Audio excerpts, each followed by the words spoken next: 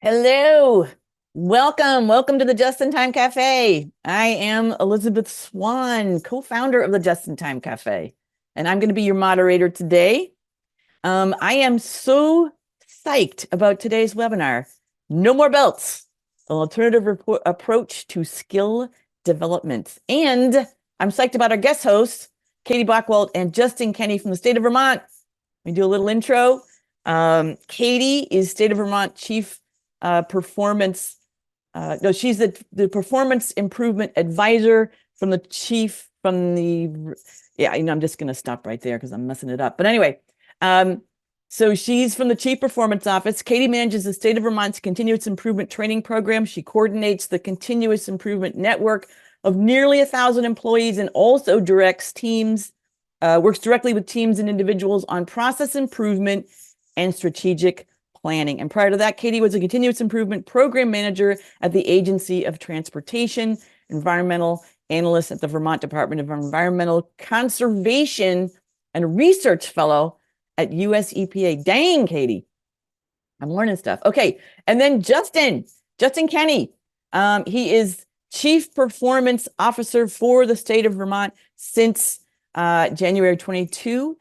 He oversees the state's organizational performance management systems, including performance-based budgeting, outcomes reporting, and to better inform decision-making and resource allocation. Justin also plays a key role driving the adoption of continuous improvement principles, methods, and tools throughout the state government. He believes that good government is only achieved through a combination of capable staff, clear direction, robust process, and data management, and a strong understanding of how conditions are changing for the citizens of the state. He's excited about all the opportunities that exist for making government better. Oh man, Tracy, he's a man after our own heart. Welcome, both of you. So great to have you. Thank you. Yeah. Okay, so a few housekeeping items. You can ask questions anytime. You can enter them into chat. There's also a question area. I'll try to manage both of those, but usually I see the chat right away. For this one, I believe we're going to have one question midstream, but most of the questions we'll hold till the end. And then if you haven't already, because a lot of you already have, our first activity is telling us where you're from. This is truly an international webinar. And today, I think we've got some folks from places we haven't seen before, like Latvia and Ghana, which is just exciting to see. I love it when we reach across the ponds to everybody. So let's just take a look. For those of you joining, my goodness, look at all this. We have a lot of people today. This thing is breaking records, this webinar. Okay, so we've got, let's see, Iowa, Ghana, Wisconsin. We've got South Dakota, sunny California. We've got LA, Dublin, go Dublin. We've got, oh, I'm thinking Vermont's not going to be too out of the ordinary. In Tennessee and New Hampshire, lovely. More of my neighbors to the north. I'm down here on Cape Cod. Tracy's out there in sunny San Diego. Traverse City, Michigan. Whoa, go. And Buffalo. And whoa, Charlotte, North Carolina, Vermont, Olympia, Washington, Phoenix. My goodness. Okay, so welcome everybody. It's awesome to see you. And before we dive into Katie and Justin's presentation, I'm just going to give you a little info about what we've got going on. One thing is the podcast. If you haven't, Katie, the podcast, the latest one is with Rich Sheridan. He's just, if you don't know Rich and you haven't heard him speak, he's a phenomenal storyteller. And his place, Mental Innovations, is what I call a lean incognito workspace that has the most incredible visual management I've ever seen. And that one, we cover some AI apps and we talk about the praise paradox. So if you have not seen that or listened to that, it's on video and audio, but here's a link to that podcast. And then also, I'm going to do a slight self-plug here. I wish Tracy was hosting at this moment, but I just want to tell you my book, The Picture Yourself a Leader, just won the International Impact Award for Best Leadership Book. So I'm super proud of that.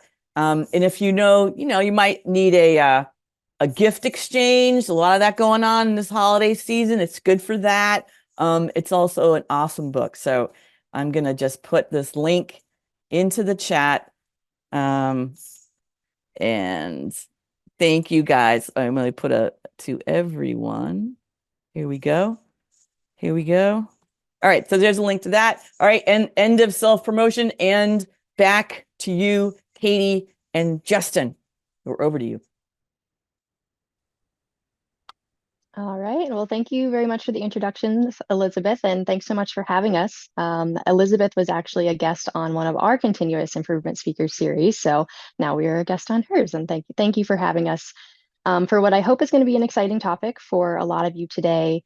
No more belts, an alternative approach to skill development. So this might be a somewhat controversial topic for many people who probably are belt holders here. But we in the state of Vermont had been running a belt program for a while, as Justin will give us some background on today. And we just wanted to explore some alternative ways of doing things. And I want to share that we are still very early in our journey away from the belt program. We're about 6 months in, but certainly happy to share the background and what we've learned so far and share some of the results and progress that we have achieved since we launched in July. So here's the outline for today's session. Justin will give us an overview of the Chief Performance Office and the work that he and I do as a team of two, as well as some history of our continuous improvement training in the state of Vermont. And then I'll share some common problems that we had been seeing with training in general, but also the BELT specific program for continuous improvement training, and then dive into the Dreyfus model of skill acquisition, which we have really used as the foundation for the updates to the development programming that we have started providing this year, and go into the specifics of our approaches to individual development. And if you have any questions, feel free to put them in the chat and we'll cover them at the end. All right, Justin. Yeah, thanks, Katie. So as a little bit of information about the Chief Performance Office in the state of Vermont, for those that don't know it, we are a small but mighty team of two individuals, Katie and I, and we serve over 9,000 state employees. So we work with any agency, department, program that wants to work with us to help solve problems and continuously improve. Our vision is a modern Vermont state government that fully leverages its resources and workforce to meet the needs of all Vermonters. And our mission, which is how we attempt to achieve that vision, is we provide information, tools, expertise, and services that do three things: strengthen the state's ability to effectively solve problems, manage operations, and also improve results. So the Chief Performance Office is involved in a variety of different things. And Katie, you can go to the next slide for this one. But I would say most of our work falls within three main buckets. The first is something called our State Outcomes Report and Programmatic Performance Reporting. So the State Outcomes Report is a statutorily required report that provides data about the well-being and conditions of Vermonters, its people, environment, infrastructure, as well as systems. And then the second is providing data about the performance of various government programs, and that's done as part of our budget process. The next bucket of work is consultation, and this is a large portion of what we do.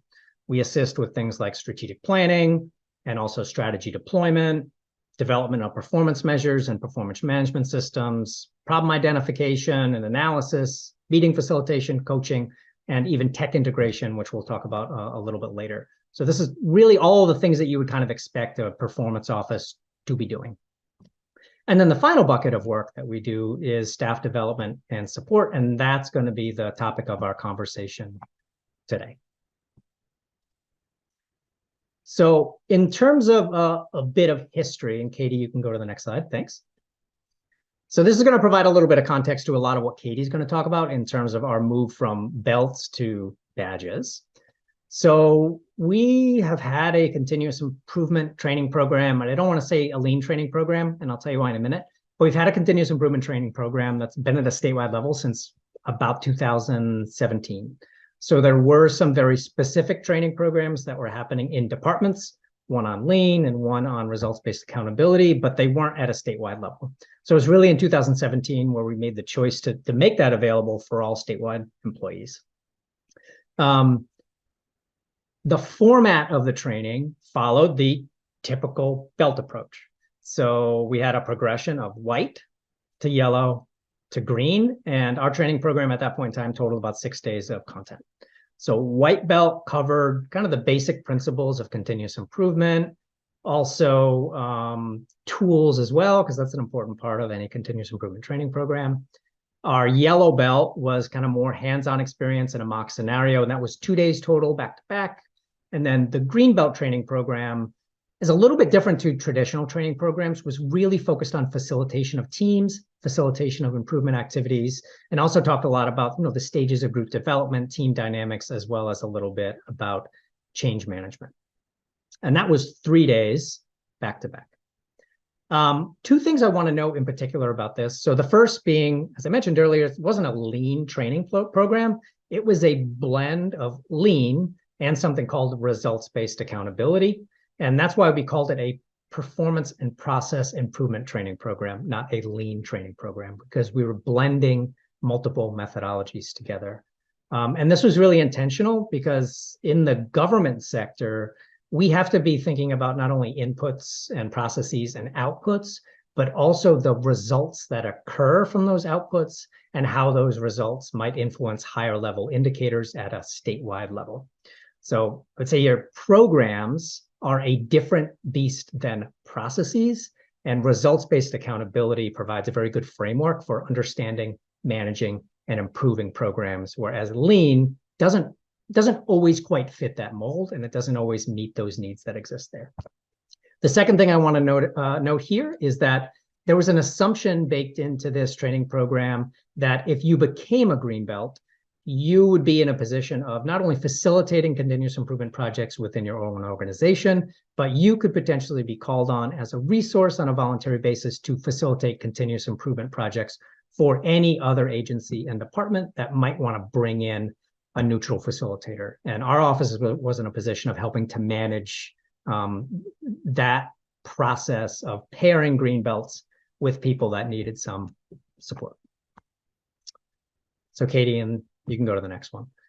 So we ran that training program for about 2 years before we made some significant changes and tried something a little bit different, which to me, now that I'm looking back at this, I created this, looking back at this is somewhat of a hot mess.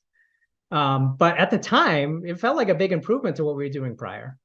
So in this version, we broke everything up into discrete trainings. We added an introductory training, 30 minutes for all new employees. So it was a requirement as part of onboarding. So that felt like a really big win. We added a bunch of additional content. And we also built in some practical application requirements for belt achievement. So we decided, hey, we're not going to give out belts like candy just because you had a butt in a seat.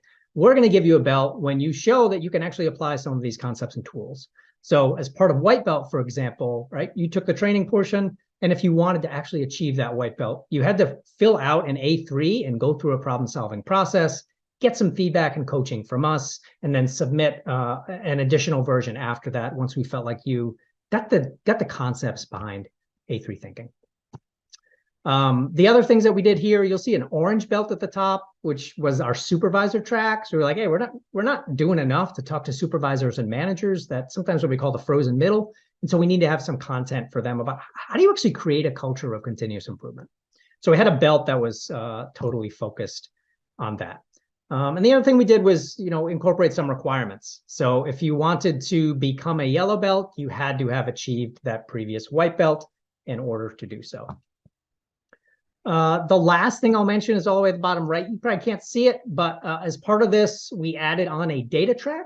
So we included some Excel trainings and Power BI trainings as part of that, because we felt like those are very useful tools for people when they're doing any sort of process improvement project. And so, as I said, we were very excited about these changes at the time, but again, looking back at it now, I'm like, why did I ever make the choices that I made? All right, so the next one, Katie. So we ran that training program for 2 years, and we seem to be on a 2-year cycle every time we like totally overhaul our training program. But of course, like 2020, 21, COVID hit, and everything stopped. All of our in-person trainings put on hold, as probably many of you as well, right? It's like, okay, what are we going to do now? And so we took a little bit of time to assess, a couple months to assess our training program at the time, where we wanted to make some changes.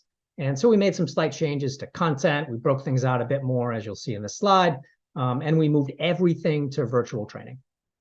And we ran that for another year, a year and a half. And then we got the opportunity to create and hire for Katie's position, which was a great opportunity. So while this program felt like was working well, there were a number of challenges with it that I felt like needed to be addressed. And Katie's going to speak to those next. So when we brought Katie on, we asked that she take a hard look at the training program and undertake a major rehaul, including the option to completely dismantle the belt system. And I'll say, this was a bit hard for me as someone who built this training program. Right? I ran this thing for 5 years. And while I didn't like the belts, I was somewhat beholden to that belt approach. And so I was like, I need some new thinking on this. And that's where Katie comes in. So Katie, I'll hand it over to you to talk about some of the challenges and what we ended up doing to overcome some of those. Yeah, thanks, Justin. So I have a couple slides where I've broken up some of the common problems that we had been seeing over time, both with just training in general. So this could be continuous improvement training or any other training that your organization provides. And then I also separated out common problems with belts. So we'll go through each of these specifically. And as we go through the rest of this presentation, we'll also be filling in these areas to the right at the end with how we are addressing these problems with our new programming that we are providing. So a common thing that we hear across the organization is that people don't have enough time or support for their professional development. Like, I would love to come to that full day or half day training, but I just can't find the time. I'm so swamped with my workload. We have all this new work coming in after the pandemic. Like, I just can't come to training. Another common problem that we see is a low confidence implementing training concepts. People might feel uncertain or lack confidence in applying what they learned during training. And the gap between theory and practical application might not always be adequately addressed in any type of training. And this can be especially true if trainers aren't readily available for ongoing support and make it known to people that they are available all the time. So people might come to training, great, I learned how to use an A3, I learned how to do some root cause, but I don't have the confidence to go out and do this yet on my own. Also, with any training, as we all have probably experienced, our knowledge can be lost over time, because without reinforcement or the opportunities to apply our newly acquired knowledge and have support in that application, we might forget what we've learned or lose proficiency over time. We also might find it difficult to connect training to our specific roles. This is especially true if you're providing training to a large organization. For example, we have customer base that works in transportation garages, others that work in clinical settings or correctional facilities, and it can be difficult to develop training content and examples that apply to everybody's specific areas. And without that clear connection between the training content and the day-to-day tasks, it can be hard for people to understand how to take these training concepts and implement them back in their field.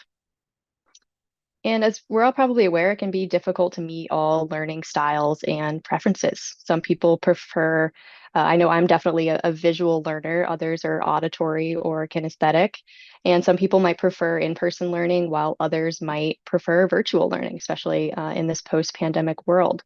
So if you don't have a training program that's available to meet all of those learning styles, people might actively choose to not participate. And other often training programs can be hard to respond fast enough to emerging needs, because many programs have been around for a long time or are fairly set in stone, but we work in a very dynamic environment and new needs and organizational challenges are arising every day. So if our trainers or the people who are developing the curriculum are too far removed from the problems of day-to-day people, such as, for example, external consultants who might be coming in to deliver training, they may not be familiar with the issues that government employees are facing day to day, and therefore can't adapt the training program quick enough to respond to those emerging needs. Or maybe training programs don't have enough mechanisms in place to hear the voice of the customer and adapt the training content as needed. So that's just common problems with training in general, not just specifically continuous improvement. But as Justin hinted at earlier, we have also found many common problems with belt programs. So many of you are probably familiar with these programs having an overemphasis on tools and data. And sometimes we focus so much in that area that we neglect the human element associated with improvement and with change.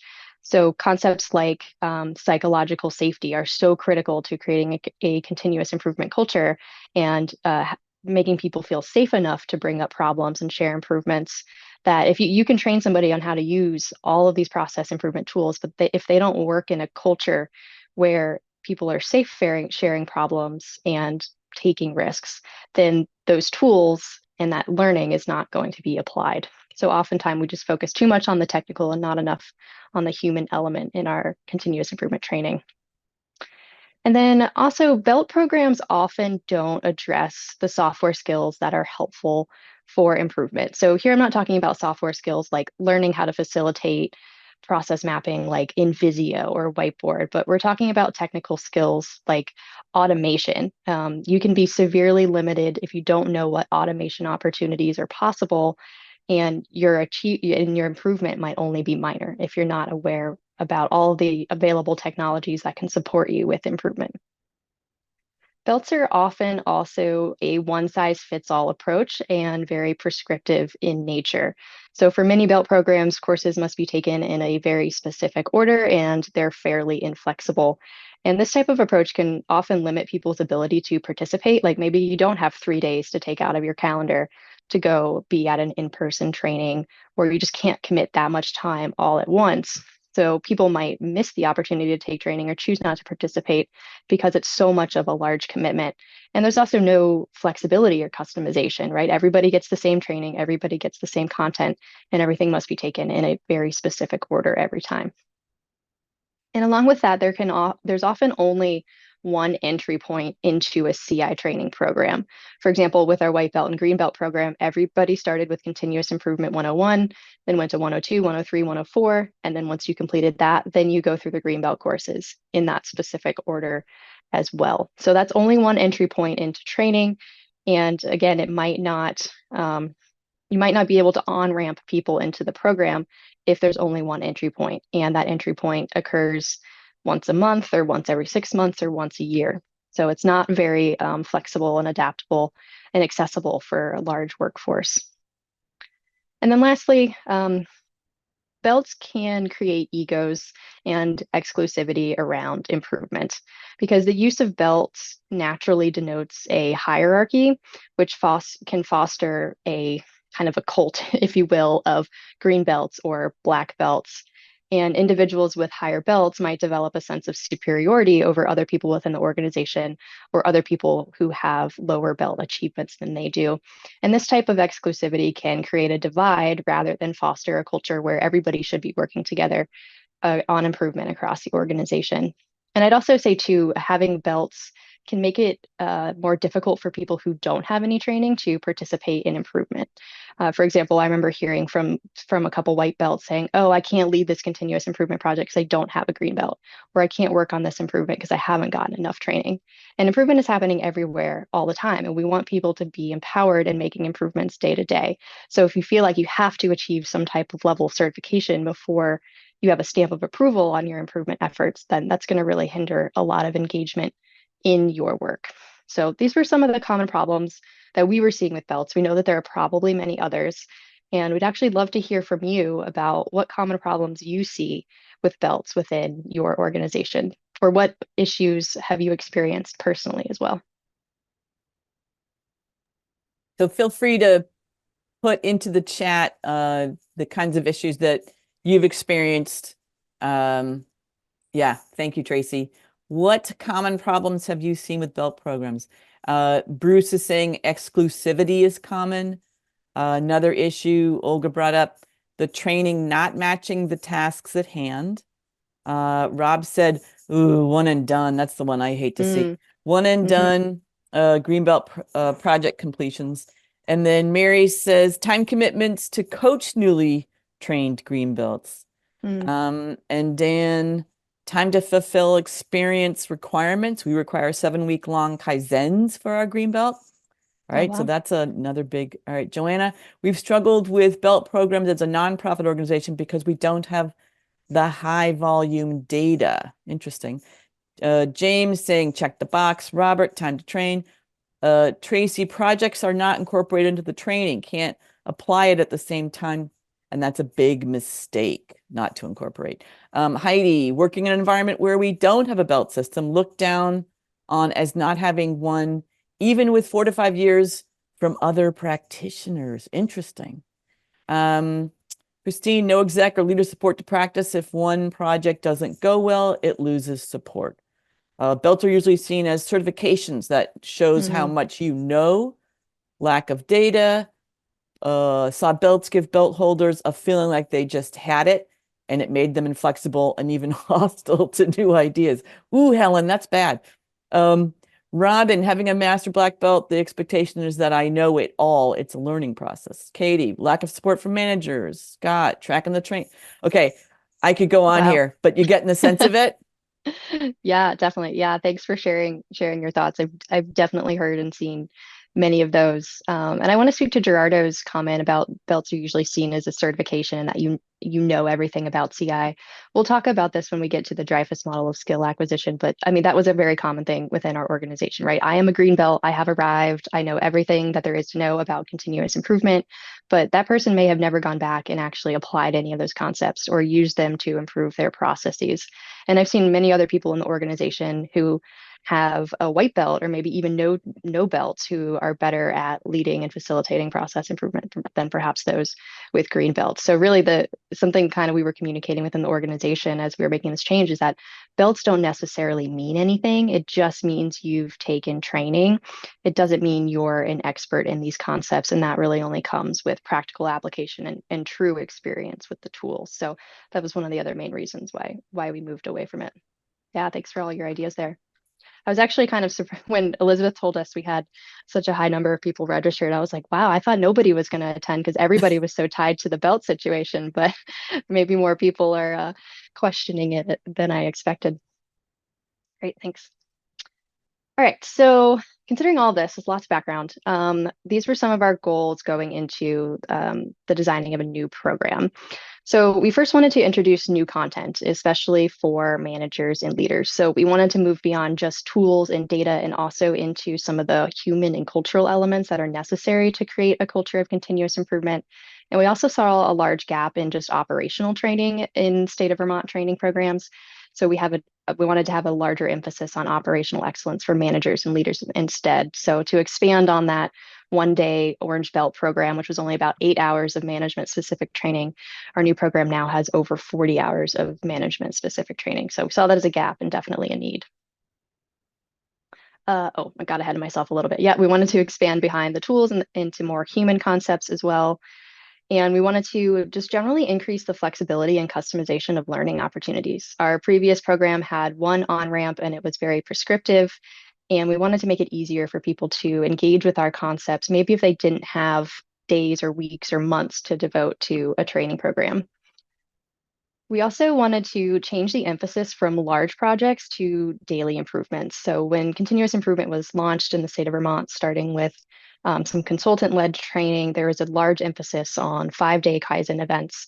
And it created this culture where people feel like improvement is something as other as compared to something we're already doing day to day.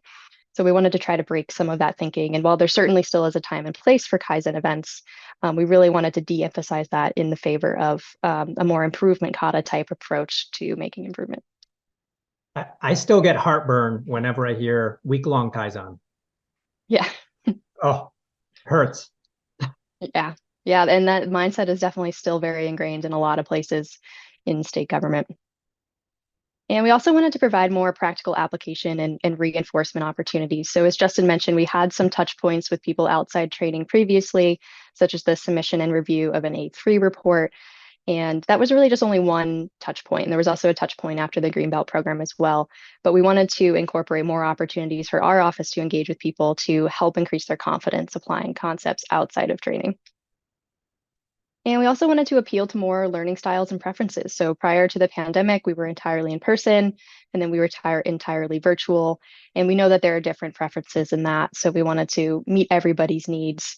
And we also previously didn't have any recorded courses. So we'll talk about how we've been leveraging that learning opportunity as well. And generally, overall, we just wanted to make continuous improvement more accessible. We wanted to get more people into our training program, and we wanted to engage a whole new audience that perhaps hasn't been engaged in continuous improvement historically. And also, once hopefully we're getting that newer and larger audience in, we also want to keep those people engaged in continuous improvement outside of training. I know there are many training programs, even within the state, where the model really is just focused on classroom training, and there isn't a lot of reinforcement, engagement, or support outside of that. But we want to be able to continuously engage with people and help them practice and apply those concepts so they can really help us create a more sustainable continuous improvement culture. Justin, anything you'd add? No, just on that last point, I think that's probably I don't want to say it's the most innovative thing that we're doing. But I kind of feel like that sometimes. Like, we don't want our trainings to feel like it's transactional. Mm-hmm. As people come through our training, it's important that we're building a relationship with them, as we want to be able to support their professional development and their skill development over time for as long as they are employees in the state of Vermont. So it's not a come to training and you're done. It's come to training and now you're part of the family. Get ready. Can't get rid of us now. Great. So the main model that we've used to really guide the development of our training program, but also the other opportunities that we provide, is the Dreyfus model of skill acquisition. And this is a framework that was developed by Stuart and Hubert Dreyfus that describes how people move from a novice to an expert over time. And there's really 5 stages with distinct traits and behaviors that people go through as they advance from a novice to an expert. So when somebody's first beginning any skill, so we could be talking about learning an instrument, learning how to play baseball, or engaging in better problem solving and process improvement, you first start at the novice stage. So this is where people have generally no experience in the domain and they rely on explicit rules to perform tasks. So they're going to probably be really reliant on step-by-step instructions and guidance. And because they're so reliant on that, they're not going to be very adaptable to unique or complex situations. And they generally lack a deep understanding of the underlying principles. So when you take a training, this is usually where you're starting. You're starting in this novice phase, and maybe depending on the quality of the training and the interactions and the hands-on exercises, you might also be in the advanced beginner stage, which is where people can begin to recognize patterns and connections between different elements of what you're teaching. And as you move from novice to advanced beginner, you can perform tasks more independently, but still rely on those guidance and rules, especially in those complex or unexpected scenarios. And then beyond that stage, you become competent. So this is where you have a deeper understanding of the domain, and you can just generally better handle a wider range of situations because you've been gaining more experience. And at this stage, you're relying less on rules and guidance and step-by-step instructions and more on your own personal judgment and experience. Then when you reach the proficient stage, this is where you're developing a greater degree of intuition about the concepts, and you can effortlessly recognize and respond to patterns. So at this stage, you usually have a good understanding of the principles that underlie the domain as well, and you can make decisions based off of that understanding of the principles, but also your increasing experience and analytical thinking on the topic. And then lastly, hopefully the goal is to get to the expert stage where people have a much more intuitive and holistic understanding of the domain, and they have much more extensive experience applying the concepts. And when you're in this stage, you can make more informed and better decisions quickly because you have a deep underlying understanding of the principles and just lots of experience that you can draw on. So while this is a pyramid and generally applies that progression is linear, you don't always move through these stages in a linear fashion, and individuals might actually move back and forth between the stages depending on the context and the specific task that they're performing. So if there's something that's overly complex or a situation that they've never experienced before, you might actually move down from that competent stage to the advanced beginner stage instead. So not necessarily entirely linear. And as we say with any models, right, all models are wrong, but some are useful. So it's not a perfect model, but it's something that we've been using to guide the programming that we provide to the state. So here's another way to think about the Dreyfus model. I almost prefer this a little bit more because it overlies how we provide development opportunities and experiences to people. So there's 3 types of experiences that will help you move from being a novice to an expert. These are the interactive classroom, structured field experiences, and individual field experiences. So the interactive classroom is somewhat self-explanatory, but this is really our foundation of knowledge. But it's important to note that the interactive classroom will likely never get you out of the advanced beginner stage. You're probably going to be in the novice phase and, touching a little bit on the advanced beginner stage, especially if you had some hands-on activities and the ability to practice the concepts. But then structured field experiences are what can help you move from an advanced beginner to being competent as well. So structured field experiences are those that allow for the practical application of the knowledge and skills that you learned, but in a controlled and supervised environment. So this might be like structured workshop, hands-on activities, shadowing, co-facilitating with people. Generally, you're going to have a coach or a mentor or a teacher who helps you apply these concepts to real life scenarios relevant to you. And then ultimately we have individual field experiences, which is what's going to help you become proficient and then an expert. So this is where you have a lot of autonomy and you're developing higher order skills such as critical thinking and problem solving through your individual application of the concepts and tools and problems that are relevant to you. So I think when looking at this, there's a major misconception with belt training is that the more training you take means you're going to be an expert, right? People think, oh, I take a white belt, that means I'm a novice. I have a green belt, so maybe now I'm competent and proficient, and I have a black belt, and now that means I'm an expert. But what I don't think people realize is that every time you're learning something new, you're going through a new Dreyfus model of skill acquisition. So for example, our previous white belt training focused on A3 thinking. And the green belt training was focused more on advanced process analysis and improvement. So taking the green belt training doesn't mean you're now competent and proficient. It just means now you're a novice or advanced beginner with those new concepts. So a better way to look at this is to say, okay, I took a white belt. I have learned these concepts about A3 thinking, and now I have to get structured field experiences and individual field experiences to be an expert on A3 thinking. And then with the green belt concepts, you're again starting from kind of square one again, just with new concepts. So more training isn't always going to move you to being expert. It's going to have to come with those structured field experiences and individual field experiences. Justin, anything you'd add on that? No, yes. I always say no and then I say yes. So if any of you have read the book by Dr. Anders Ericsson called Peak, and some of the research that he did around, levels of practice and how much time you have to spend practicing and the need for coaches and mentors, that was also referenced by Malcolm Gladwell. This is where this like 10,000 hours of practice comes from, right? But this model, this Dreyfus model of skill acquisition fits really well within Dr. Anders Ericsson's work and some of the work of Malcolm Gladwell. Like they all blend together. It's all the same stuff. Like classroom training will only get you so far. And there's other things that you need in order to get beyond that. Mm-hmm. Yeah. If you take anything away from this, I just hope that you remember that taking more training isn't going to make you an expert. It's just going to make you a novice at more things that you then need to practice applying and growing the skill over time. Okay, so now moving on to our new training program. So as Justin mentioned, we really kind of started from scratch and just blew up everything and got rid of the belts.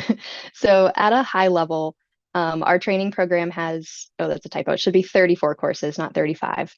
And those 34 courses are organized into 9 badges and 3 recommended learning paths. And we've tried to make our courses much more accessible than they were previously. So previously, as Justin mentioned, they were full day trainings, sometimes consecutively. But in this new program, we really wanted to make it easier for people to fit it into their schedule. So our courses are only from 30 minutes to 4 hours. As much as we want to make some of our trainings longer than 4 hours, we've completely maxed ourselves out there, but just because we know it's too much of a commitment for a lot of people. And we wanted to appeal to different learning styles and preferences. So now we've introduced recorded trainings in addition to running some virtually and in person. And looking at the data, those recorded trainings are by far and away our most popular ones that we're offering. So if your organization is not doing that, that's a huge benefit and can help with some of the very introductory material. And what we really wanted to do with this new program is we wanted to make it easy for people to take just one course if they wanted, take 5, take 10, take all 34. But we wanted to try to break as many prerequisites as possible so people can take a one-off course if they wanted to. So many courses can be taken in any order, anytime. And then each badge in the program has a hands-on optional practicum. So we'll talk more about practicums in a little bit, but this is an opportunity for us to have touch points with people after training for each badge, which is a much smaller subset of what belts used to previously be. So much more opportunity for structured field experiences and support from our office. And on the right is kind of our theory behind how the courses in our program work. So the foundation of our program is very much focused on teaching scientific thinking, which is purposeful thinking that has an objective to enhance knowledge and greatly improves the quality of problem solving. And by adopting a scientific mindset, we can approach problem solving and improvement initiatives in a much more systematic and logical manner and rely on data and evidence rather than assumption and personal biases. So we want everybody to start here with some foundational scientific thinking and problem solving courses first before they move on to the more advanced tools and practices that should be built on a foundation of scientific thinking first. And then, of course, results come last because the results will come with if everybody's engaging in good scientific thinking and problem solving and applying the tools and practices based on principles rather than just the piecemeal implementation of tools. So there's many different ways to look at and communicate our new program. But at the simplest level, we can think about it as just 15 recorded courses and 19 live courses. So recorded courses, of course, can be taken anytime. And then our live courses, about half of them are in person and half of them are offered virtually on Microsoft Teams. And most courses can be taken in any order at any time, but there's only 2 places in the training program where there are required prerequisites. So this is in some of the courses that are recorded and then 3 of the live courses as well. And we'll talk about these more in the badges on the next slide. So those courses, most can be taken in any order at any time, but they can be taken randomly, if you will. But if people want to focus on one specific area, we organize those courses into 9 badges. And the badges essentially just group related courses together. So for example, our Foundations of Continuous Improvement badge has 5 recorded courses on scientific thinking and problem solving. So that's a great place for people to start, establish that foundation of continuous improvement. We also have a badge with 5 courses on improving processes. We have a course on strategic planning, which is our Setting the Direction badge that has 2 courses on strategy development and deployment. Our facilitation badge has 4 courses on facilitating and leading continuous improvement projects. Our Creating a Positive Culture badge has 3 courses mainly around psychological safety and leading with kindness and humility and developing and supporting people. And this really is that human element that is missing from most training programs. If people go through white belt, green belt, learn all these tools, but if they don't operate in a positive culture where they can use those tools, then they're going to go to waste. So we see this Creating a Positive Culture as a really important addition to the program. And we also have a badge with 2 courses on change management, 5 courses on improving performance. So this is focused more on quantitative performance measurement and managing for results and leader standard work.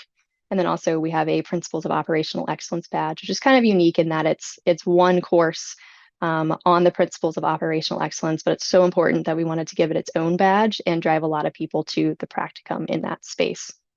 Oh, and I skipped our continuous improvement tools badge. So this is our other recorded badge, which are like short 30-minute to an hour videos on continuous improvement tools such as RACI matrix, root cause analyses, swim lane process maps, things like that. And these badges may also be taken in any order at any time. Or if one person just wants to take one course on improving processes and one course on change management, then that is certainly possible as well. Really the main goal of this new program was to be as flexible as we possibly could. But that's a lot of information and people might not always know where to start. So we developed 3 recommended learning paths to give people options about what a curriculum in continuous improvement might look like. So the problem solver learning path is the simplest place to start. This has our recorded foundations badge and improving processes, really like introductory continuous improvement material. And then the advanced problem solver learning path adds 3 additional badges on top of that, specifically digging more into the tools, learning how to facilitate continuous improvement and manage change with any process improvement initiative. And then our operational excellence leader learning path is the one that we've been most excited about, really targeted for managers and leaders, that gets at how might you manage and lead a team towards operational excellence. So focusing on those like strategic planning, performance improvement, and process improvement concepts, but also the human side of creating a positive culture where people can bring up problems and work effectively on improvement together. And these are entirely just recommendations. Like I said before with the badges, people can pick and choose if they want. But for those who are achievement oriented, if you complete a learning path, you do get an automated certificate from our learning management system.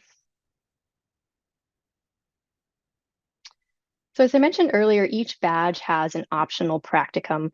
So this is where we can provide individualized support to people implementing concepts that they learn in each badge. So this is where we can move past just classroom training and get more into those structured field experiences to help increase people's confidence in applying these concepts. And people must complete all the courses in the badge before they can take the practicum with us. But once they do that, they can take the practicum anytime after they've completed the courses. So we definitely recommend people do the practicum as soon after they take the courses while the training concepts are still fresh in their mind. But if they prefer to wait 6 months or a year until a really challenging project comes up that they want to use a practicum for, then that is also fine as well. It's really meant to help communicate to people that we are always available, we are here to support you, and we want to help you move from that novice stage to gaining greater competency. So here's just a snippet of what part of one of our practicums looks like. But essentially, it takes all of the components that are taught within the badge and puts it into a defined process. So for the improving processes badge, for example, this is what it looks like. So anything in black is what the learner does themselves individually or with their team. And then red are the recommended check-in points with our office. But these are just recommended check-in points. They can check in more if they need additional support. So in this case, they do some internal scoping of the problem, then they can discuss with us the problem that they want to approach, and we can share some of our thoughts and recommendations on how they approach the continuous improvement project moving forward. And then they do some internal work to visualize the current state of the process, use some tools to analyze the process, and then they can check in with us again to discuss the results of that analysis. And that gives us an opportunity to look at their process visualizations, give some feedback on formatting, maybe recommendations on, oh, hey, maybe you could have captured this variation a little bit differently, or oh, is this a bottleneck here that maybe you didn't recognize, to help them reinforce those training concepts and have a little bit more support to increase their confidence and also increase the likelihood that the process improvement effort will succeed. So this goes on. This is just a snippet of what we have here, but just gives you an idea of how we provide structured support to help move people towards increased competency. So returning to the Dreyfus model, we're going to overlay all these development opportunities here as we progress. But of course, our training is the interactive classroom component that takes people to being an advanced beginner. But our practicums are intended to give them a structured field experience to hopefully increase their competency moving forward.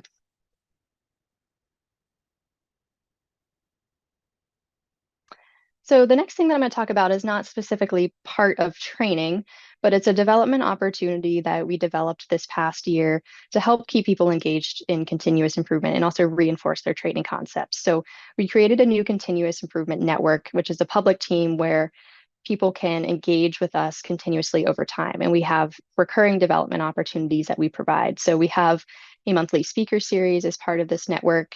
We host bi-monthly workshops where people can get practice using the tools that they learned in training, like, like root cause or process mapping or RACI.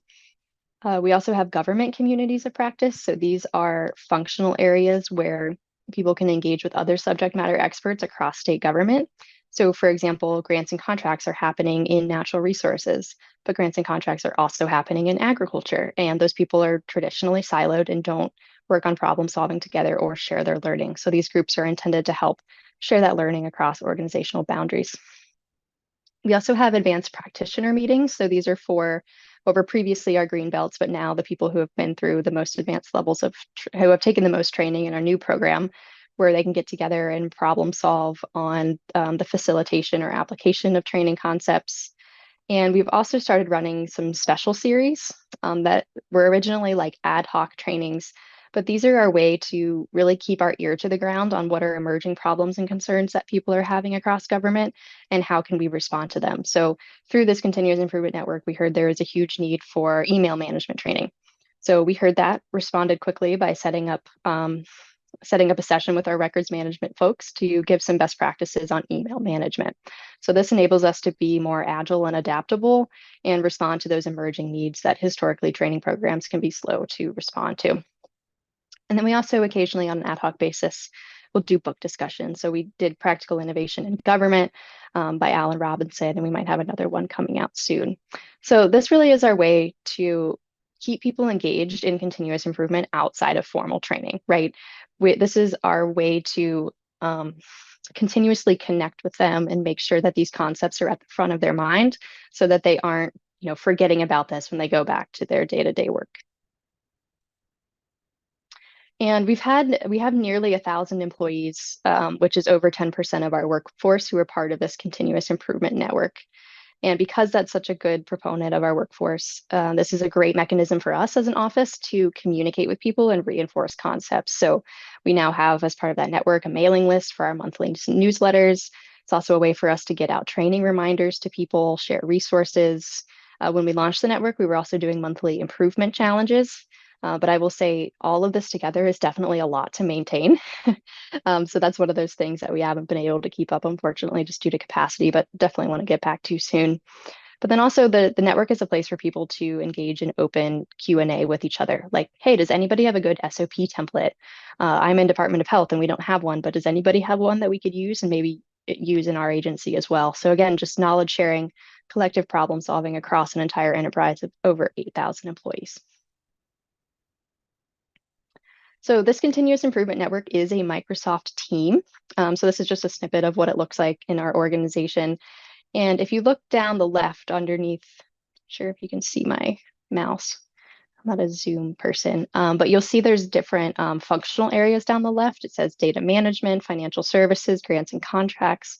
So these are those functional communities of practice where people can share resources related to grants and contracts. Like we just updated our bulletin 3.5, which is our contracting bulletin. So people are putting new resources about the bulletin there. So it's a great way to just connect and share across the enterprise. And also this is where we post newsletters. This is where people can post questions. I will say it's definitely more right now us posting and communicating out to people, but hopefully moving forward, there will be more engagement directly to people like Donna here, for example, who put, does anybody have an SOP template that they could share? But anybody can ask for help or support at any time through this team. And as part of this, we also have a SharePoint site, which is connected to this team to really centralize continuous improvement resources for people. So we have a page, of course, on our training information, a toolkit that has templates to the tools that we teach in training, recordings of all of our sessions that we have, like our speaker series, and links to all of the other opportunities we provide as well. So coming back to the Dreyfus model, this continuous improvement network helps us build on a couple areas. So the CI, the Continuous Improvement Speaker Series, is another opportunity for people to learn in an interactive classroom to reinforce some of those concepts. But then also our workshops that we provide through the Continuous Improvement Network are a structured field experience that can help people practice using tools in a safe and guided format. And then also our functional communities of practice. So our like the grants and contracts of financial services. This is a way for people to connect training concepts and continuous improvement to areas specific to them. So how are people working on improvement in financial services? How are people improving project management? It really helps people see how the concepts apply to the things that they do day to day. So now I'll turn it over to Justin, who will talk about what we're doing in the technical space that's a little unique. Yeah, I think we have 5 minutes left. So I wanted to have time for Q&A. So maybe go to the next slide, Katie. I'll go through this very quickly for folks. So on top of everything that Katie mentioned, we also provide tech training and resources, which seems like an odd thing for Chief Performance Office to do because we're not IT folks. But what we recognized in a lot of our improvement efforts is that people's understanding and awareness of the tools that are at their disposal, like right at their fingertips, tended to be a limiting factor in terms of the innovations that people might come up with for improvement. We also see, if you look at the tech landscape, there's this democratization of technology, and now individual users have a massive array of productivity tools that are extremely powerful at their fingertips that they may or may not know how to use.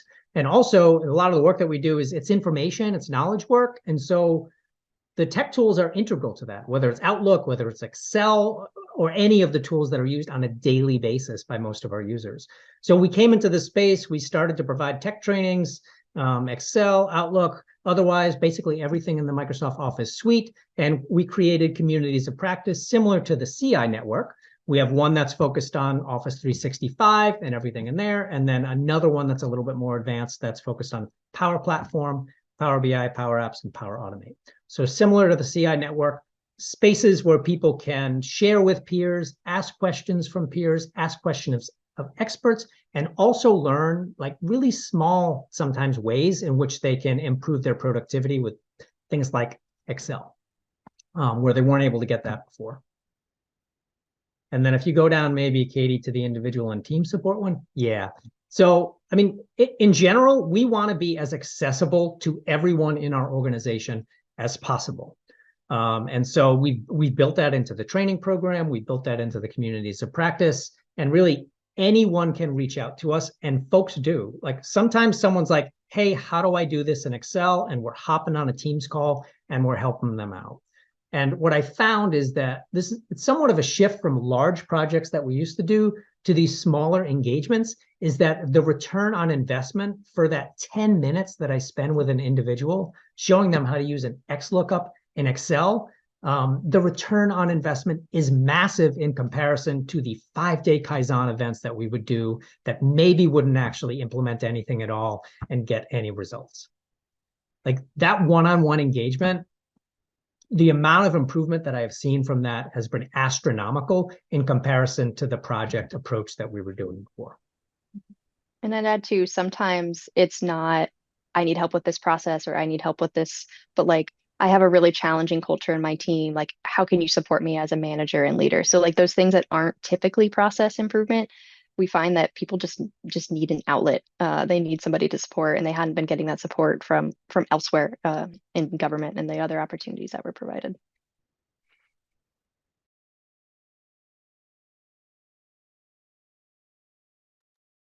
We've got a minute left. So Oh, okay. yeah, We'll try sorry. we'll try to breeze through do a this. little wrap up, and I've promised everyone I've got all the questions, and I'm going to work with you too. And maybe we'll do a little include it in the email on Monday, maybe if we can. Mm-hmm. Okay, Excellent. I'll go through these last two slides quickly, but want to bring it back to where we started and how we're overcoming these common problems. So if people feel they have little time and support for development, offer short and easy development opportunities. So this is what our continuous improvement network opportunities are intended to do. 1 hour speaker series here, 1 hour workshop there. And these are things that, because it's a Microsoft team, pop up automatically on people's calendar, and they don't have to go register for anything. We also want to offer those practicums, coaching, mentoring, and shadowing after training to help people increase their confidence in applying training concepts. And also everything in that continuous improvement network is really intended to help make sure people don't lose that knowledge over time, and they can connect the concepts to their specific roles. And also we've tried to, of course, vary our training offerings to meet different learning styles and preferences.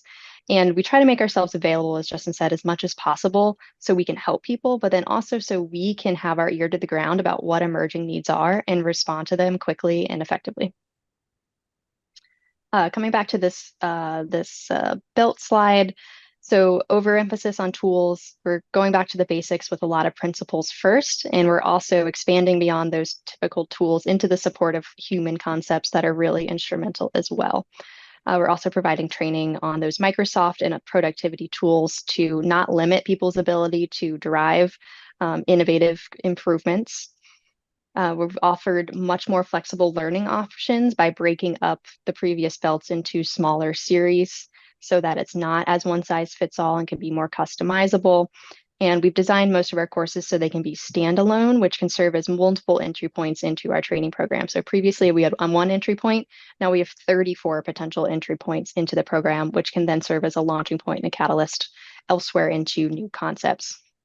And also to help break some of the egos and exclusivity around improvement. Again, we've got rid of the belts, which break some of the identities, but we're also celebrating achievements at smaller levels through the badges, and also just generally trying to avoid reinforcing those identities that lead to exclusivity, and overall trying to make continuous improvement more accessible. So we probably don't have time for our results, but we've had tremendous response so far. We have over 12% of the workforce engaged in our continuous improvement network. Our survey responses are overwhelming. We have a net promoter score of 54. If you're familiar with NPS, anything over 0 is good. Anything over 50 is excellent. And we're only halfway through state fiscal year 24, and we've already basically exceeded all of the last 4 years previously. So we're on track to definitely blow previous training out of the water by the end of the fiscal year. So with that, thanks everybody for coming today, and we're certainly available to you all as well if you'd like to talk more about this, and can work with Elizabeth on some of the questions as well. Thank you so much for making yourselves available, Katie and Justin. I so appreciate that. And thanks to all of you that hung in. I know we went past. You guys are used to us being on the dime. So I have got the question list. I'm going to send that off to my two fabulous co-hosts, and we will get the answers back to everybody with the link to the video on Monday. So thank you guys.